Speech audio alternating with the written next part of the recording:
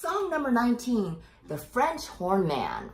So let's see what this French horn man sounds like. In this piece, you have quarter notes and half notes, which gets 2 beats. You have an E, F sharp, E, F sharp. So that means you're playing an open string E, which is this note, this string right here. And then you have an F sharp using your first finger, your index finger.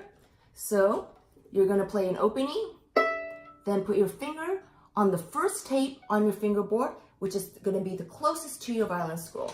So you can see this is my first tape. All right, so let's start. After 4 beats, please. I have my thumb right here with a space underneath my thumb. My fingers on F sharp, on the E string, and my bow hand is prepared. I have my bow at the frog on the E string. 1, 2, 3, 4. Open E, F sharp, open E for 2 beats. 3, 4, F sharp, first finger.